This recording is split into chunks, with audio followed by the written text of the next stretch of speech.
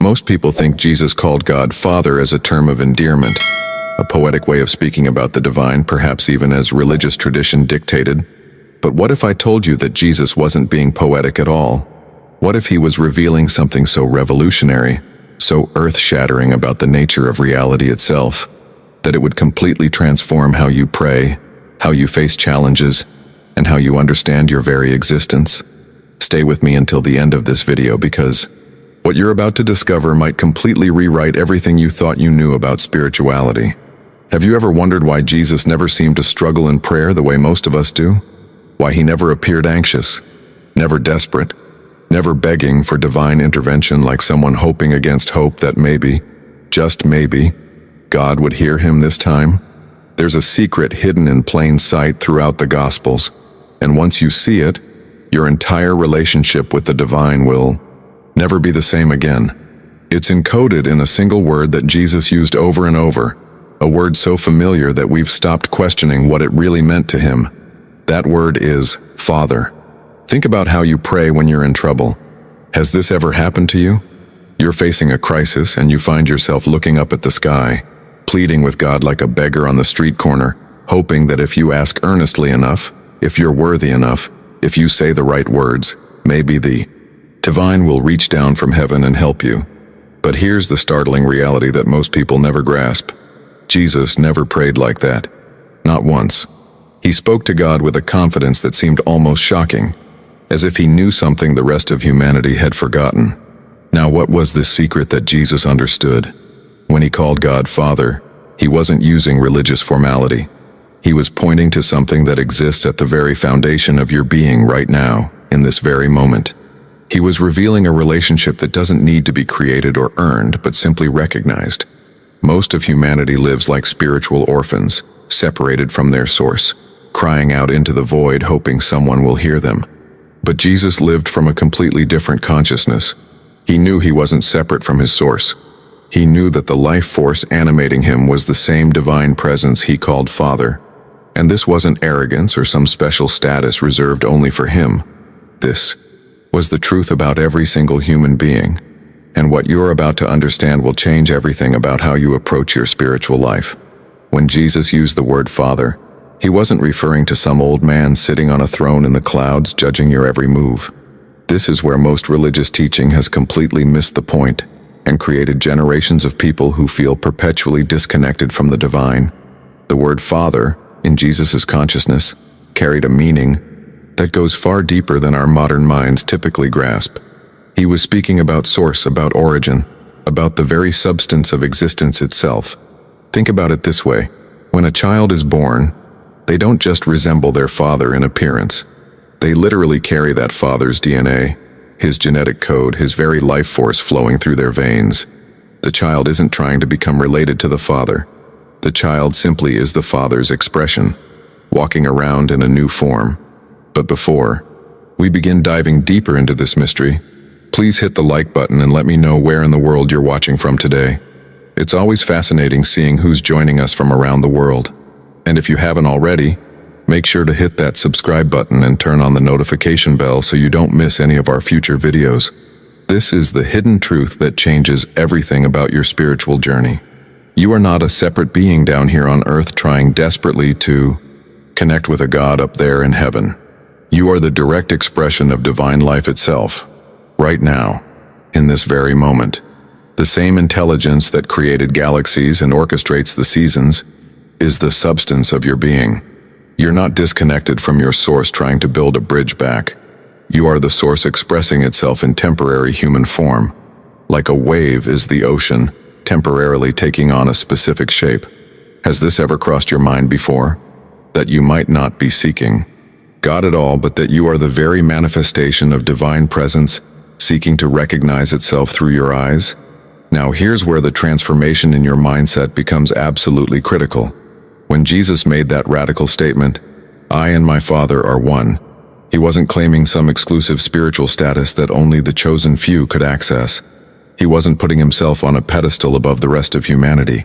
He was actually doing the opposite. He was revealing the truth about every single person's relationship with the divine, including yours. This oneness he spoke about isn't something you need to achieve through years of meditation, countless spiritual practices, or by becoming somehow more worthy or more pure. It's not a destination at the end of a long spiritual journey. It's the foundation that already exists beneath your feet right now. The impact of truly grasping this is profound. Most people spend their entire lives trying to become spiritual, trying to reach God, trying to earn divine favor through good behavior or religious devotion. But Jesus was saying that this entire pursuit is based on a fundamental misunderstanding. You're already one with your source. You've never been separate. You've just forgotten, or perhaps more accurately, you've been taught to believe in a separation that never actually existed. The spiritual journey isn't about becoming something you're not. It's about recognizing what has always been true. It's about removing the layers of false beliefs that have covered up the reality of your divine inheritance. This recognition doesn't require years of effort. It requires a shift in consciousness, a moment where the truth suddenly becomes clear and you realize you've been searching for something you already possessed. Write in the comments, "I am one with my source," if this revelation is beginning to shift something inside you. Now, I want to go even deeper into this understanding, because there's a practical dimension to this that most people never discover. Let me give you a picture that will make this concept crystal clear, because once you see it, you can't unsee it. Imagine standing on a beach watching the waves roll in. Each wave rises up from the ocean, moves across the surface, crashes onto the shore, and then returns back into the vastness from which it came. Now here's the question that unlocks everything. Is the wave separate from the ocean? Is it trying to become oceanic? Is it reaching and striving to connect with the water that surrounds it? Of course not. The wave already is the ocean. It's simply the ocean temporarily taking on a specific form, a momentary expression of the entire body of water. The wave doesn't have a different substance than the ocean. It's not made of something else trying to merge with the sea. It is the sea, just shaped differently for a brief moment in time. This is exactly what you are in relationship to the divine. You're not a human being down here trying desperately to reach God up there. You are God's own life temporarily expressing in human form. You are the divine taking on a specific shape for this particular journey through time and space. The substance of your being isn't separate from the source. You are made of the same essential reality, the same consciousness, the same life force. This understanding completely revolutionizes how you approach your entire existence. When you really grasp this truth at a level deeper than intellectual agreement, when it sinks into your very bones, something extraordinary happens in your experience of life. Smith Wigglesworth spent years teaching this principle because he understood that it addresses the root cause of virtually all human suffering. And what is that root cause? It's the belief in separation. It's the deep, often unconscious conviction that you are alone, cut off, disconnected from your source. This belief creates a constant undercurrent of anxiety in most people's lives. Even when things are going well on the surface, there's this nagging sense that something is missing, that you're not quite complete, that you need to find something or become something more before you can truly be at peace. Every fear, every desperate grasping, every moment of feeling lost or abandoned stems from this fundamental misunderstanding about who you really are. But here's where the transformation in your daily experience becomes tangible and real. When you begin living from the consciousness that God is your actual source and substance, not just as a nice spiritual concept, but as a lived reality, everything shifts. You stop begging. Think about what begging implies. It implies that you're outside, that you're disconnected, that you have no natural right to what you're asking for. But when you recognize the father-child relationship as Jesus taught it, you realize that you're not begging a stranger. You're recognizing your inheritance. A child doesn't beg their father for the family name. They simply have it by virtue of being born into that family. In the same way, divine nature is your birthright, not something you have to earn or convince God to give you. This is where the real impact shows up in how you move through your days. You stop exhausting yourself with spiritual effort, trying to manufacture worthiness or force divine connection through sheer willpower. Instead, you start allowing. You start receiving the divine nature that is already the Substance of your being begins to flow through you naturally and effortlessly, not because you've finally become good enough, but because you've stopped blocking it with the belief that you were ever separate in the first place. Put down in the comments, "I am ready to receive," if you're feeling this shift happening in your understanding right now. Because what happens when you truly live from this consciousness affects every single decision you make, every relationship you have, every challenge you face. The practical power of this revelation becomes immediately obvious when you're actually facing a crisis in your life. Pay attention to how most people pray when they're in trouble. They look up toward the sky and say something like, "Please God, if you're listening, I really need help with this problem. Please do something. Please intervene. Please make this situation better." There's nothing wrong with that prayer on the surface, but notice what's embedded in it. There's an assumption running underneath every word. The assumption that God is somewhere else, somewhere distant, and needs to be convinced to come down and help you. It's the prayer of someone who believes they're separated from their source, standing outside looking in, hoping to get divine attention. If this kind of deep spiritual content speaks to you, if you're hungry for teachings that go beyond surface-level religion into actual transformation, then subscribe to the channel.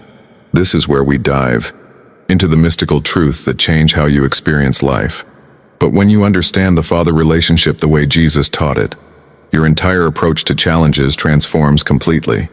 You're no longer praying from a place of disconnection, trying to bridge a gap. Instead, you recognize that divine wisdom is already present within you as your true nature and inheritance. It's not something external you need to go out and acquire. It's not something you need to beg to receive. It's already the substance of your consciousness right now in this moment. This shift in mindset changes the energy of how you face difficulties. Instead of panic and desperation, there's a quiet confidence that comes from knowing you have access to infinite intelligence because that intelligence is the very foundation of your being. Look at how Jesus operated when he encountered people who needed healing. The Gospels are full of these accounts, and if you read them carefully, you'll notice something striking. Jesus never looked up to heaven and begged God to please heal this person. He never performed elaborate rituals to try to convince the divine to intervene. He simply acknowledged the Father's presence right there in the situation. He operated from an awareness that where God is, wholeness must be. Where the Father is present, the child's needs are already met by the very nature of the relationship itself. This wasn't magical thinking or wishful optimism. This was Jesus living from the recognition that divine presence isn't absent from any situation waiting to be called in. It's already there as the underlying reality, and recognition of that presence is what allows healing to manifest. Think about the impact this has on how you approach your own life's difficulties. When you're facing a health crisis, a financial challenge, a relationship breakdown, or any other situation that feels overwhelming, you have a choice in how you meet it. You can meet it from the consciousness of separation, which creates anxiety and desperation. Or you can meet it from the consciousness of the Father relationship, which means recognizing that divine intelligence is already present in this situation, already working toward resolution, already holding the answer even if you can't see it yet. This doesn't mean you become passive or stop taking practical action. It means you take action from a completely different inner state, one of trust rather than fear, one of connection rather than isolation. The hidden truth behind every healing Jesus performed was this recognition of presence. He didn't make God show up. He acknowledged what was already there. And this same principle applies to every area of your life where you need transformation. The wholeness you're seeking isn't absent waiting to arrive. It's present waiting to be recognized. Write in the comments, "Divine wisdom is my true nature," if this is beginning to change how you see your own challenges. Because what happens when you consistently live from this awareness creates results that most people would call miraculous, but which are actually just the natural unfolding of recognizing what's already true. There's a fundamental misunderstanding that has been passed down through generations of religious teaching, and it's created so much unnecessary suffering in people's spiritual lives. You've been conditioned to approach God like someone standing outside a locked gate, pleading with the owner to please let you in, to please give you some scraps from the table, to please consider you worthy enough for a blessing. But that entire framework is built on a lie. The lie is that you're outside. The lie is that you need to convince God to share resources with you. The lie is that divine supply is something you have to earn through good behavior or perfect spiritual performance. Here's what changes everything about this dynamic. When you understand the father relationship the way Jesus lived it, you realize that a father's resources are his child's inheritance. Not through pleading, not through proving worthiness, not through performing religious rituals correctly, simply through the fact of relationship itself. A child in a family doesn't have to beg their father for access to the family resources. The child has a natural inheritance by virtue of being part of that family. The father's abundance flows naturally to the child because that's the nature of the relationship. When you truly grasp this at a deep level, your entire prayer life undergoes a radical transformation. You shift from begging into recognition, from anxious striving into restful knowing, from desperate effort into peaceful receiving. Let me share a real story with you that demonstrates the power of this shift in consciousness. There was a woman named Margaret who spent 30 years of her life in desperate, agonizing prayer. She suffered from chronic pain that never left her, not for a single day. Every morning she would wake up and the pain would be there waiting for her. Every night she would go to bed praying that maybe tomorrow would be different. She begged God constantly to take away her suffering. She attended every healing service she could find. She read every spiritual book promising relief. She consulted with practitioners and pastors and anyone who claimed to have answers. But nothing changed. The pain remained. And with each passing year, she felt more abandoned, more hopeless, more convinced that God had forgotten about her, or perhaps had decided she wasn't worthy of healing. Then Margaret encountered Smith Wigglesworth's teaching about the father relationship, and something in her began to stir. At first, she resisted the idea strongly. How could she possibly not be separate from God when her body screamed with pain every single moment? How could divine wholeness be her true nature when her lived experience was the complete opposite? But there was something in this teaching that touched a place deep inside her that all the years of begging had never reached. She made a decision that would change everything. She began sitting quietly each morning, and instead of asking God to heal her, instead of pleading for relief, she simply acknowledged God as her actual source, as the substance of her being, as her life itself. For 3 weeks, nothing seemed to change in her physical condition, but something was shifting behind the scenes in her consciousness. Then, one morning during her quiet time of recognition, she felt something she hadn't felt in 3 decades. A presence, not outside her but as her very being. In that moment, the truth became real to her. God wasn't a distant helper she needed to convince. God was her own life source expressing as her. Within 2 months, her pain began diminishing gradually. Within 6 months, it was completely gone. Type in the comments, "Transformation is happening now," if Margaret's journey resonates with something you're experiencing in your own life. Because what happened to her reveals a principle that applies to every situation where you need breakthrough. Every area where you've been struggling and striving without results. Margaret's story isn't an isolated incident. This same principle works in every area of human experience where we face challenges and feel stuck. Let me tell you about a man named Thomas, who was watching his business crumble around him. For years, he had been struggling, with failure after failure. Customers stopped coming, sales dried up. His financial situation became so desperate that it threatened to destroy not just his livelihood, but his family's security and peace of mind. And like so many people do when they're drowning, Thomas prayed constantly. He prayed for God to send customers. He prayed for sales to improve. He prayed for some miraculous intervention to solve his financial crisis. But his prayers felt like shouting into an empty void. Words disappearing into silence with no response coming back. The turning point came when Thomas discovered Smith Wigglesworth's writings about the father principle. Something clicked in his understanding that changed his entire approach. He realized he had been treating God like a cosmic vending machine, putting in prayers and expecting blessings to come out the other end. This transactional mindset was actually reinforcing the very consciousness of separation that was blocking his breakthrough. So, Thomas made a radical decision. He stopped begging for business success. Instead, he began spending time each day recognizing that divine intelligence was his true mind, that infinite supply was his actual substance, not something external he needed to attract or manipulate into his life. This wasn't positive thinking or affirmation techniques. This was a fundamental shift in his understanding of where his source actually was. The transformation didn't happen overnight. It took 8 months of consistent practice, 8 months of holding this new consciousness even when circumstances still looked dire. But gradually, almost imperceptibly at first, things began to shift. Opportunities started appearing that he never could have engineered through human strategy alone. Connections formed naturally. His business stabilized and then began to thrive. What happened to Thomas reveals something crucial about how this father consciousness actually works in practical daily life. The change happens first in your awareness, in your inner state, in your mindset about who you are and where your supply comes from. Then that inner transformation begins manifesting in your outer circumstances. If this video shifted something in your awareness, if you felt that recognition dawning as we explored these truths together, show your support by hitting the like button. It helps this message reach others who need to hear it right now. Now, you might be wondering how to actually apply this in your own life. How do you move from intellectual understanding to lived experience? Smith Wigglesworth taught what he called the practice of the presence, and it's simpler than most people expect.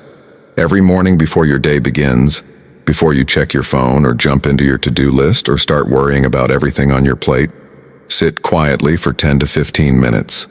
Here's what's critical. Don't ask God for anything during this time. Don't present your wish list. Don't beg for help with your problems. Simply acknowledge the truth. God is my life right now. God is my breath. God is my consciousness. God is my very being in this moment. You're not trying to create something new. You're recognizing what already exists. Practice this daily for at least 30 days without judging whether it's working or not. You're not trying to make God present, because God is already present as the substance of your existence. What you're doing is training your awareness to recognize what has always been true.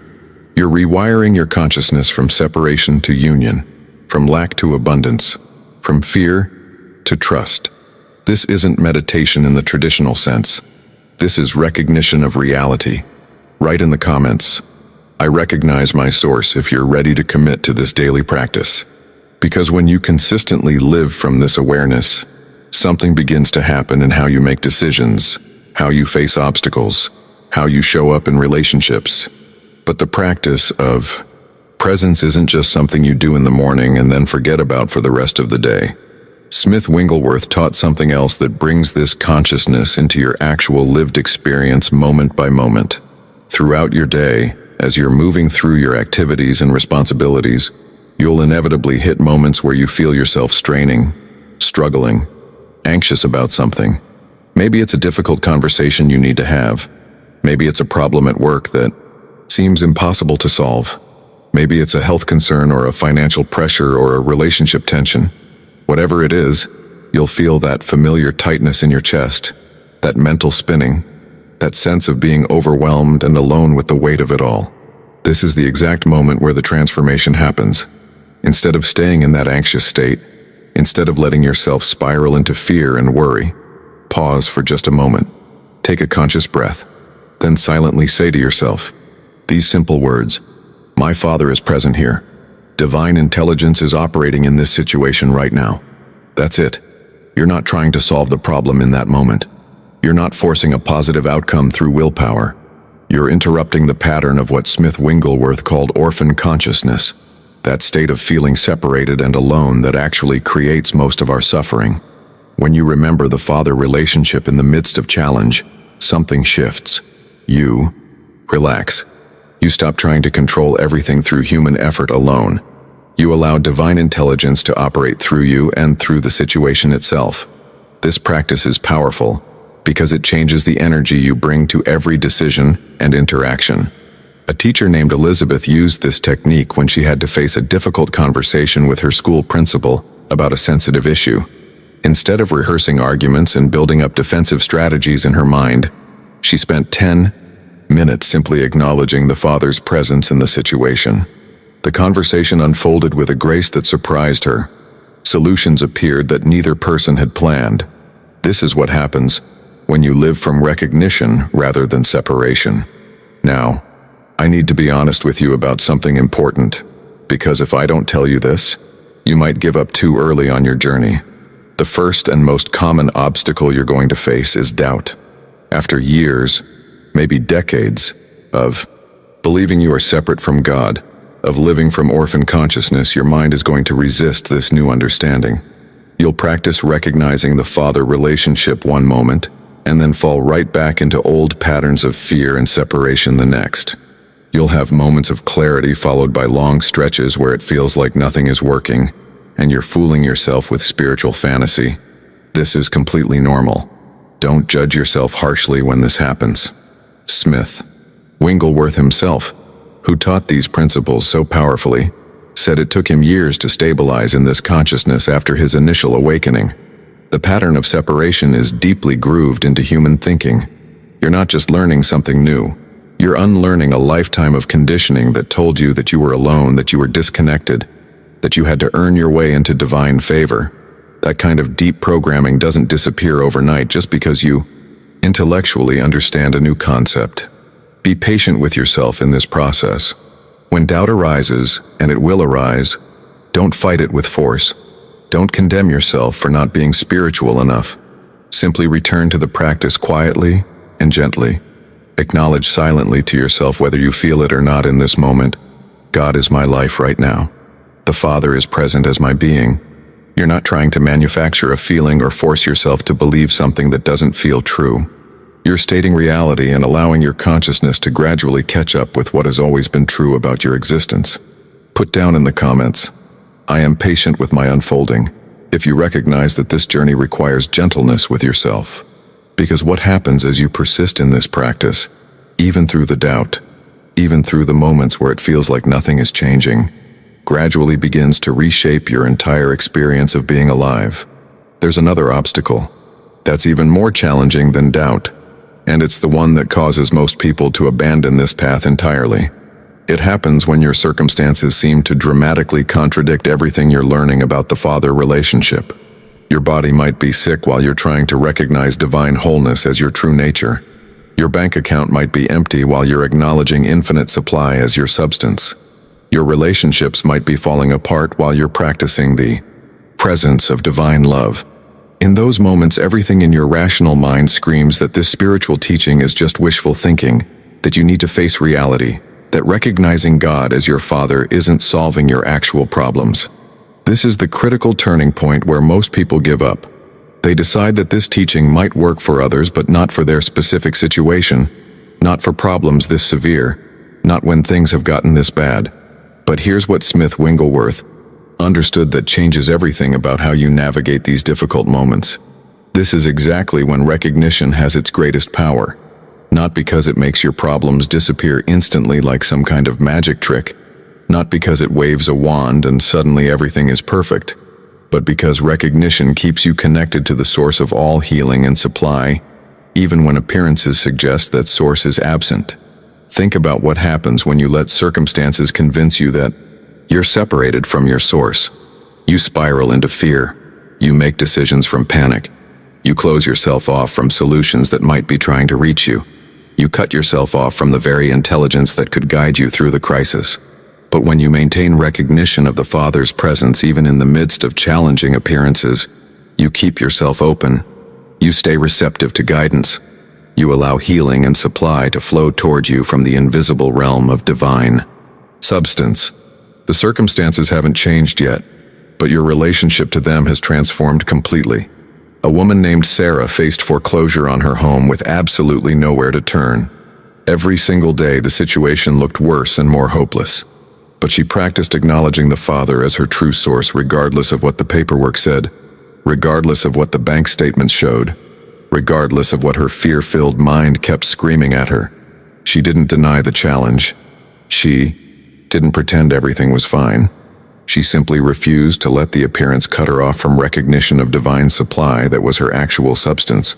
3 weeks before the foreclosure deadline, an unexpected solution appeared through a series of events that no human mind could have predicted or orchestrated.